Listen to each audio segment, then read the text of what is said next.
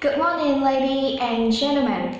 My name is June from International University. Today, I can't stop being overexcited to introduce you guys a new e-commerce case study which has raised so much controversy among internet users around the world. Yes, this is the Pirate Bay, the most popular torrent and magnet link provider in the world. My presentation is going to cover 4 types as follows. The first one is the Pirate Bay introduction. At this phase, I will introduce or summarize the case study of the Pirate Bay to let you guys know about this website and how it's run their business. The second one is the case analysis. I will analyze the strengths and the weaknesses of this. The third one is solution to 4 case study questions, and the final is lesson learned after this case, where I will withdraw all of the things about this case and the lesson for both the company and the government. Okay, let's start it. Are you ready? First, I will illustrate about the Pirate Bay summary. The Pirate Bay was first established in 2003 by Swedish anti-copyright organization Pirate Baron. Since 2004, it has been separately run by Regic and Niji. Right now, there are more than 6 million registered users, nearly 32 million magnet link or torrent available on the web page. That means that when you surf this website and use its services, that means you can find everything you want, include video, music, or a tons information about that. The first website was first introduced in 2009 with the domain is thepiratebay.org.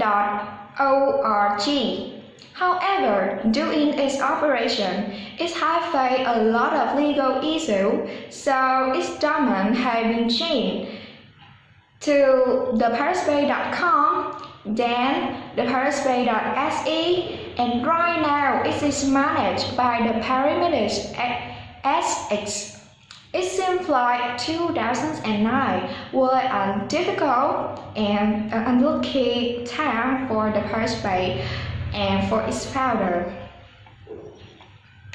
As I told you already, the Pirate Bay had to fight a lot of legal issues in 2009. After the legal issue in 2009, 4 founders were sentenced to 1 year in prison and had to pay a payment of $3.5 million after the trial of 9 days. Later on, the Pirate Bay appealed a court judgment. It paid no fine and no one was sent to the prison at all. As a result, the server was moved and located in various locations, and some of the government abandoned it, such as United States, United Kingdom, India, and China. It seems like most of the government that abandoned the Pirate Bay was totally the country that very strict in copyright law. Next, we're gonna move to case analysis. We begin with the revenue model. Even though the Pirate Bay provides re-downloading services, it's still commercial enterprise, so it needs funds and profit to operate by itself. There are 2 primary sources revenue of the Pirate Bay. The first one is advertisement on such reserve page, and the other one is coming from the donation or from Bitcoin and Litecoin. When conducting business, they use P2P method. In its form, a peer-to-peer network is when two or more PCs are connected and share resources without going through a separate server computer. A P2P network can be an app or a connection. A couple of computers connect together to a universal serial bus to transfer the file together. In contrast, streaming method of transmitting a media file in a continuous stream of data can be processed by the receiving computer before the entire file would completely send to that. Streaming would typically use data compression. It is especially effective for downloading large multimedia files from the internet format. For example, a video clip to begin on a user computer as soon as it begins to the download from a website. Even with imported modem and connection speed, downloading and playing clear audio and video files without the use of streaming technique will take an inconveniently long time. To access streaming data, the receiving computer needs to be running a player or a RAM that decompresses the incoming data and sends the result signal to the display and speaker. The audio and the video file may be recorded, but streaming can also be accommodated over the internet. Here is a comparison over the quickness between P2P and streaming data method. I'm gonna go one by one. Firstly, I will tell you guys about P2P method. I begin with its advantages. First, P2P method provides the totally free access to the prospect of data to the user. That means you can go to this website, download everything you want at the same time. There is a huge seeder community sharing data. For example, I got the data. For example, I got the music Lạc Trôi of Sơn Tùng MTV Singer, and I will post it on this website. And at the same time, my friend Kun, Nhi, and so many friends around the world that using the Pirate Bay website can also download it and enjoy the music together. However, peer-to-peer method has its own disadvantages. I will tell you. Firstly, user might impose to spread a malware virus. It's so dangerous for your computer to use it because it can damage your computer just by a virus. Secondly, downloading speed is virtually slow. At the same time, when everybody wants to download it, for example, 1,000 people want to download the song Lạc Trôi of Sơn Tùng MTV Singer at the same time. That means it's too heavy and too difficult for the server to solve this problem for just 1 second, 2 seconds. So maybe virtually the downloading speed of that is so slow. And the third disadvantages of peer-to-peer method is that unsuitable for mobile device. That means if today we use tablet or we use smartphone, we go to school and bring it everywhere we want, but we cannot use it on the mobile device such as this because we just use this thing to download, to complete our downloading services, a song, a video, or so many of that just by computer. So it is very hard to us today if we continue using peer-to-peer method. Next, we're gonna go to the streaming data method. The first advantages of streaming data method is that it's totally secure. Because of that, you don't have to worry that there is a rat, such as malware or virus will attack your device. Second, it allows users to play media without downloading it.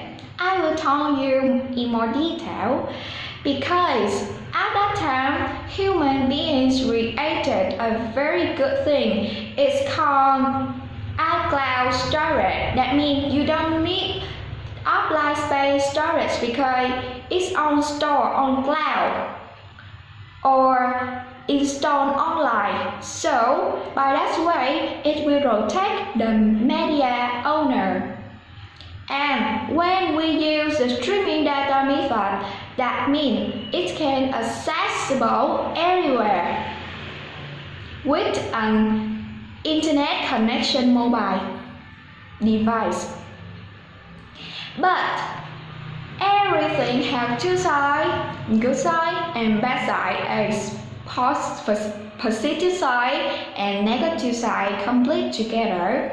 So streaming data method, although having so many advantages that solve the problem of peer-to-peer method, but the streaming data itself also has the disadvantages. I'm gonna tell you in detail. Firstly, streaming data method need internet connection. That means if your mobile device doesn't connect to the internet or 3G services, so that means you cannot play your media, you cannot play your video, you cannot play your song. So it's one of the big problems of streaming data method. Secondly, it's not free. You have to pay fee to access to it. Like in Vietnam, we also have one website to complete this thing, zing.com.vn.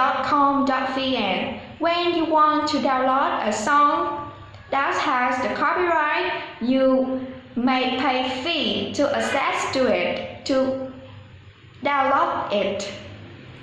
The fourth one is only provide media streaming, not software and other content like game or application. It's not provide the game as the peer-to-peer method before, so it's together with the connection internet is one of the big thing that streaming data method will have to be solved. After case analysis, we're gonna move to the solution to case question. We have four case question. The first one, why did the participant believe that it will not violate the copyright law of Sweden? Okay. The participant claimed that it is merely a search engine providing pointer to existing P2P network that is still not itself control.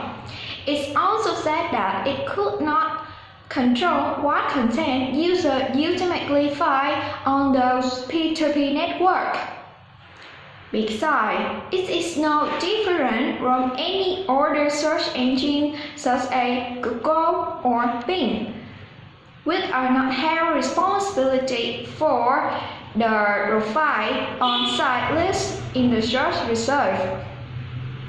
And the participants stated that they did not encourage or incite to enable illegal downloading, so they didn't violate the Swedish copyright law at all. Question number 2. What did the Swedish coach do to the Paris Bay violating action? The four founder was guilty of Swedish copyright law. They were sentenced to 1 year in prison, and the Paris Bay organization had to pay $3.5 million to the plaintiff on Swedish divisions of the major record firm.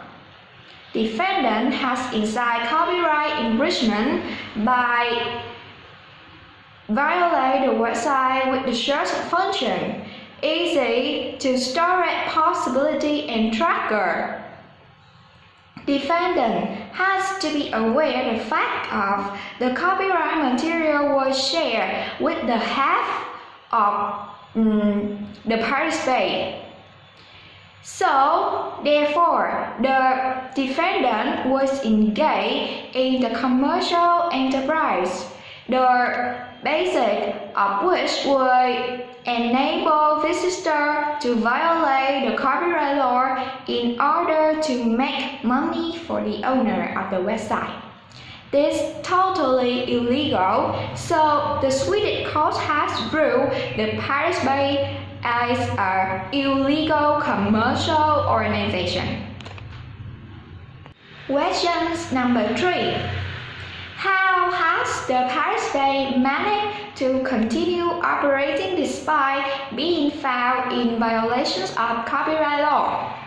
In 2011, the firm moved its server into Kiev in Sweden and exported multiple copies of its program to other countries just in case Swedish police will try to confiscate its server again. Besides that, the Paris Bay also frequently changed its IP address such as .com, .org, or .xe or .xx today. Questions number 3. How has the music industry reacted to the problem created by the Paris Bay?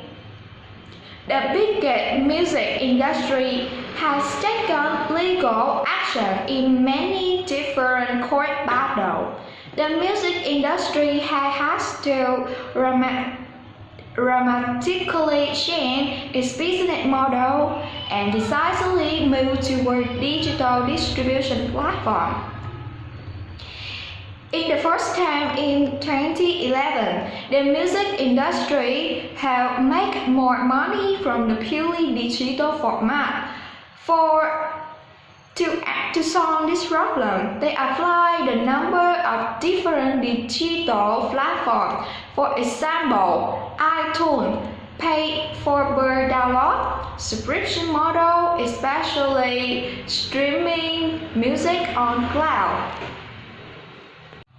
So, after the case of the Paris Bay, what do you think about this? What is the lesson learned behind the company, the Paris Bay, and the government itself?